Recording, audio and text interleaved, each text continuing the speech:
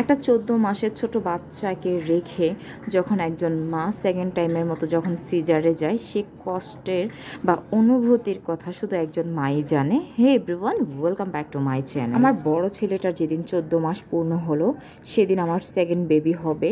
তো ওকে ওর বাবার কাছে রেখে সেকেন্ড টাইমের মতো আমি সিজার রুমে যাই।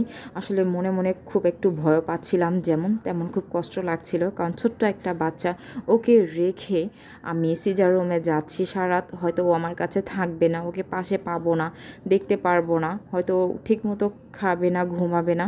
এসব চিন্তা করতে করতে হয়তো ওই দিনের রাতটা আমার এমনিই কেটে গিয়েছিল। আমার বড় ছেলেটা যেহেতু মাত্র ওর 14 মাস, ও ওই দিন সারা রাত আর কি ঘুমায়নি। ওর পাপাকে খুবই জ্বালাতন করেছিল ওর মাম্মির কাছে যাবে বলে। যেহেতু ছোট্ট একটা বাচ্চা, মা পাশে নেই, কান্না করাটাই স্বাভাবিক, জ্বালা যন্ত্রণাটা করাই স্বাভাবিক। সেদিন হয়তো একটা মা হিসাবে আমি খুবই অসহায় ছিলাম। নতুন একটা বাচ্চার আসার হয়তো যেমন আনন্দও ছিল, তেমন ছোট বাচ্চা একটা 14 মাসের বাচ্চাকে রেখে যখন সিজারে যাই, সেটার কষ্টটাও কিন্তু অনেক বেশি ছিল। সেই অনুভূতিটা শুধু একজন মাই বুঝতে পারে। কার ভাগ্যে কি লেখা আছে সেটা জাস্ট শুধু আল্লাহ তাআলাই ভালো জানে।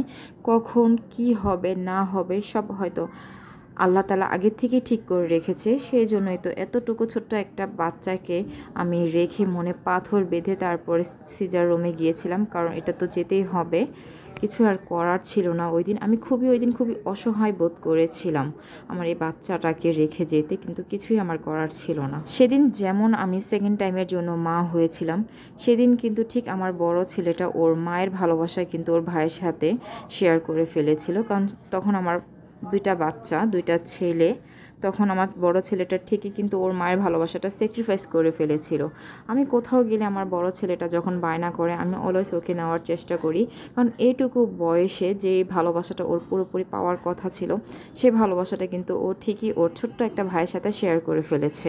পরিস্থিতি যেমনই হোক না কেন, সবসময় আমার আল্লাহর উপরে একটা ভরসা ছিল যে আল্লাহ যা করে ভালোর জন্যই করে। এটাই হয়তো আল্লাহ আমার কপালে লিখে রেখেছিল, সেজন্য এরকমই হয়েছিল। আল্লাহর ইশারা ছাড়া কখনো কিন্তু গাছের পাতাও নড়ে না। যাই হোক, আমার মা যেহেতু বেঁচে নেই, ওদের দুই ভাইকে অলওয়েজ আমার একাই লালন পালন করতে হয়েছে। কেউ কিন্তু আসলে কারো অবস্থান যে পর্যন্ত না যাবে সেই পর্যন্ত হয়তো কখনোই বুঝতে পারবে না। অন্যের জায়গায় দাঁড়িয়ে অনেক বড় বড় কথা হয়তো বলা খুব সহজ হতে পারে, কিন্তু অন্যের জায়গায় দাঁড়িয়ে যদি কেউ এরকম পরিস্থিতিতে পড়ে, তাহলে সে বুঝতে পারে আসলে কতটা কষ্টদায়ক ছিল যে একটা বড় ছোট্ট একটা বাচ্চাকে রেখে দ্বিতীয়বারের মতো সে সিজারে গিয়েছে। আসলে সেই মাটা যে কতটা অসহায় বোধ করে সেটা কেউই বলতে পারবে না।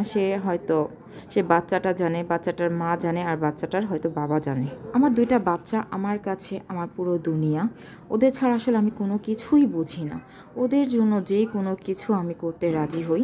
ওরা যখন যেটা ডিমান্ড করে, যেটা বায়না করে, আমি সব সময় ট্রাই করি ওদের হাসি মুখটা দেখার জন্য।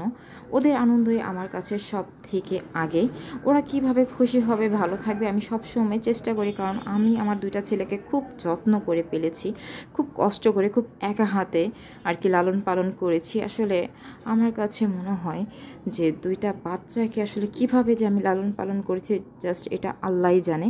এতটা ধৈর্য না থাকলে কখনো একটা মেয়ে দুইটা বাচ্চা একা হাতে কখনোই কিন্তু লালন পালন করতে পারতো না। হয়তো আল্লাহ ওই মুহূর্তে আমাকে অনেক পরিমাণ ধৈর্য দিয়েছিল দুইটা বাচ্চাকে লালন পালন করার জন্য।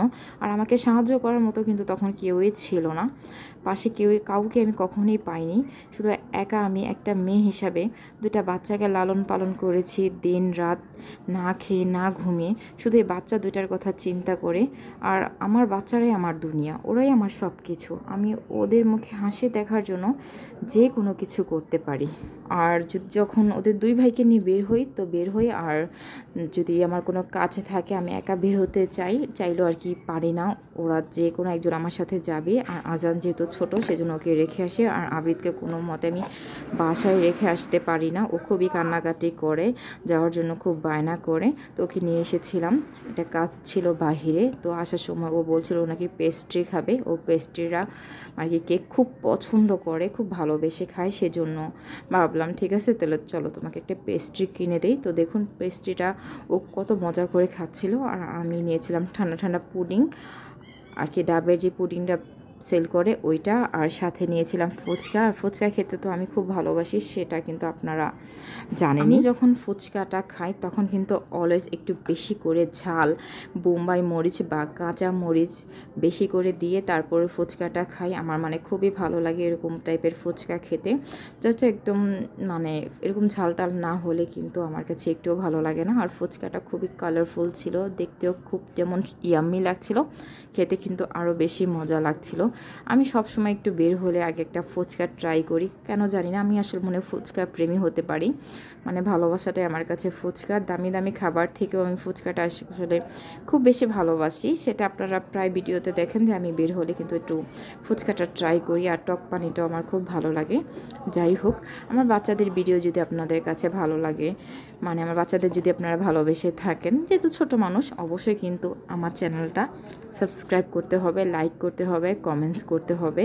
আর আমার দুইটা বাচ্চা, ওদের জন্য বেশি বেশি দোয়া করতে হবে। ওরা ছোট মানুষ, আপনাদের দোয়াই ওদের কাছে অনেক কিছু।